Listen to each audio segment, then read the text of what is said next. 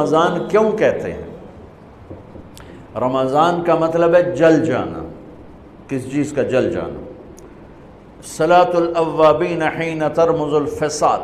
نیک لوگ ایک نماز پڑھتے ہیں کب؟ جب اونٹ کے پاؤں جلنے لگیں. اونٹ کے پاؤں جب جلنے لگیں، اونٹ کے بچے کے پاؤں جب جلنے لگیں. تو رمضان میں جل جانا، اس کا روزے سے کیا تعلق ہے؟ اس کا روزے سے تعلق یہ ہے کہ 360 دن سال میں ہوتے ہیں چاند کے لحاظ سے.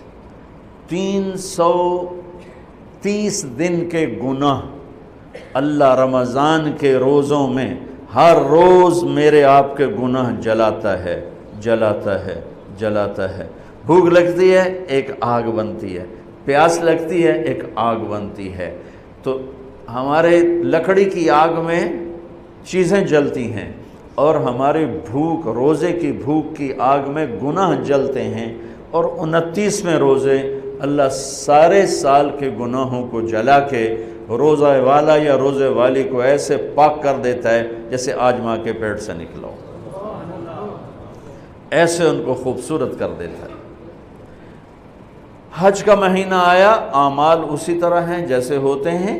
رمضان کا مہینہ آیا تو میرے نبی کا اعلان ہو گیا، ایک فرض 70 فرض کے برابر ہو جاتا ہے تمہارا. نفل فرض کے برابر. فرض اور نفل میں فرق کیا ہے؟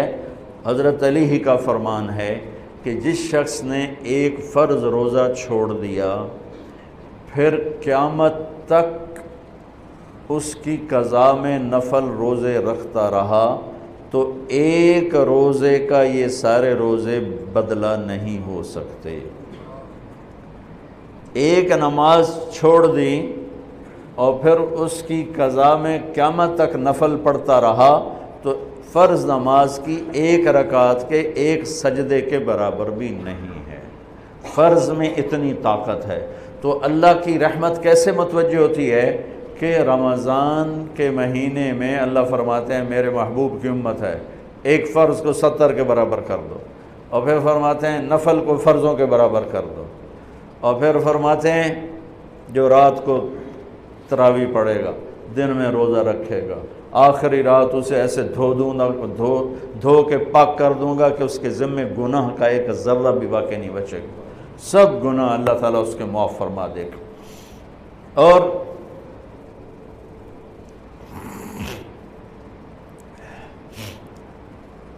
میرے نبی نے فرمایا من صام رمضان ایمانا و احتسابا. دوسری بھی من قام رمضان ایمانا و احتسابا. جس نے روزہ رکھا اللہ کی رضا کے لیے، جس نے تراویح پڑھی اللہ کی رضا کے لیے، اس کے پچھلی زندگی کے سارے گناہ اللہ معاف فرما دیتا ہے.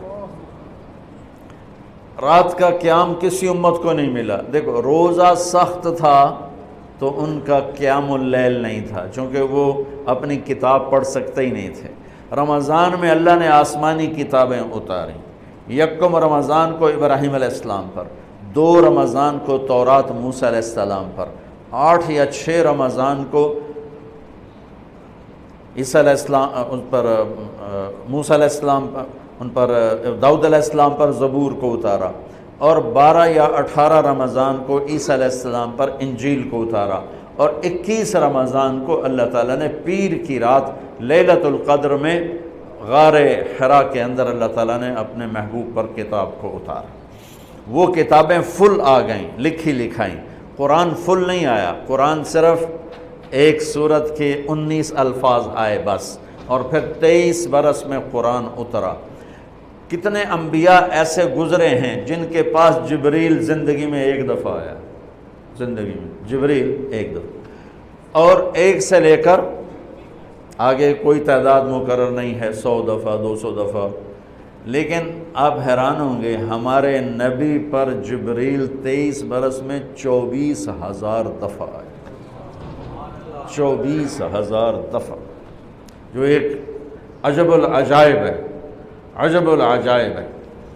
تو میرے بھائیوں، رات کی تراویح، دن کا روزہ، تراویح میں کیا ملنے والا ہے؟ میرے نبی کا فرمان ہے ہر سجدے پہ 1500 نیکی، ہر سجدے پہ 1500 نیکی۔ تھوڑی اپنی کاروباری مصروفیت گھٹاؤ، اپنی کاروباری مشقت گھٹاؤ، اپنے ملازموں کی بھی مشقت گھٹاؤ تاکہ وہ تراویح پڑھ سکیں، روزہ رکھ سکیں، بشاشت سے پڑھ سکیں، اور اللہ کا فضل ہے ڈھیلے سے ڈھیلا حافظ بھی ہو تو 1.5 گھنٹے میں سارا کچھ نمٹ جاتا ہے۔ اتنی سی ہمت کرو میرے بھائیوں کہ افطاری میں تھوڑا کھاؤ۔ اگر تم پہلوانوں کی طرح شروع ہو گیا نا، پھر تو تم سے عشاء بھی نہیں پڑھی جائے گی، تراویح تم نے کیا پڑھنی۔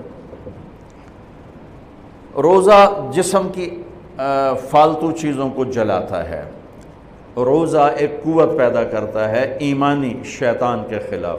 وہ کیسے پیدا کرتا ہے شیطان کے خلاف؟ اللہ تعالیٰ حلال کو بھی حرام کر دیتا ہے۔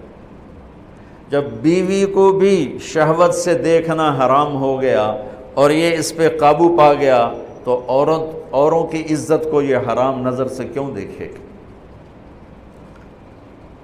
جب یہ حلال کھانا چھوڑ گیا تو یہ جھوٹ کیوں بولے گا، یہ گالی کیوں دے گا، یہ غیبت کیوں کرے گا؟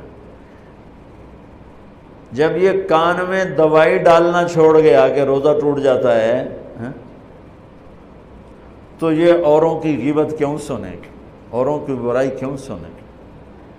جب یہ آنکھ میں دوائی نہیں ڈالتا ہے کہ وہ حلق میں جاتی، وہاں سے وہ پیٹ میں چلی جاتی ہے، روزہ ٹوٹ جاتا ہے، تو یہ ان آنکھوں سے غلط کیوں دیکھے گا؟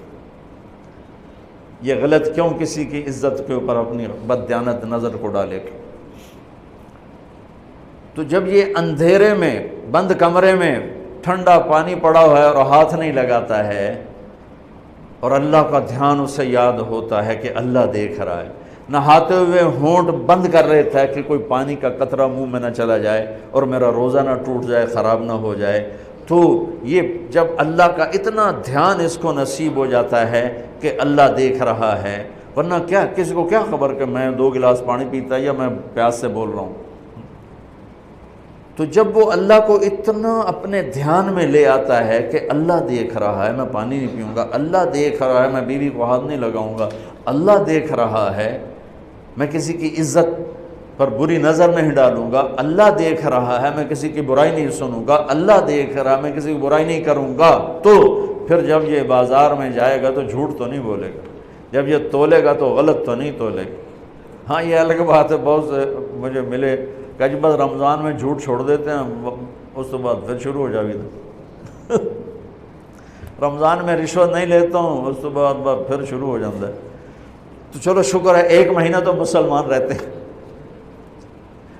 اچھا اس کی وجہ کیا ہے کہ رشوت خور کہتا ہے جی رمضان میں نہیں، جی نہیں، رمضان میں جھوٹ نہیں بولنا، رمضان میں صحیح تولنا ہے، رمضان میں غلط نہیں تولنا ہے۔ کیوں؟ شیطان قید ہو جاتا ہے۔ رمضان میں نمازی کیوں بڑھ جاتے ہیں؟ شیطان قید ہو جاتا ہے۔ کسی امت کو یہ نہیں ملا کہ رمضان میں شیطان قید کیے جائیں، اس امت کو ملا رمضان میں شیطان قید ہو جاتے ہیں۔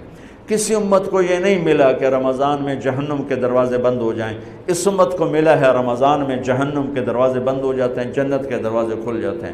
کسی امت کو یہ نہیں ملا کہ ان کے لیے ہر مخلوق دعا کرے، رمضان کے مہینے میں اس امت کو یہ ملا ہے کہ ان کے روزہ رکھنے والوں کے لیے چونٹیاں بھی دعا کرتی، پرندے بھی دعا کرتے ہیں، مچھلیاں بھی دعا کرتی ہیں، ہوائیں دعا کرتی ہیں، ہر شے دعا کرتی ہے روزہ رکھنے والے کی۔ اس امت کو ملا۔ کسی امت کو یہ نہیں ملا کہ آخری رات ان کی سب کی بخشش ہو جائے، اس امت کو ملا ہے کہ رمضان کی آخری رات سب کی بخشش ہو جاتی۔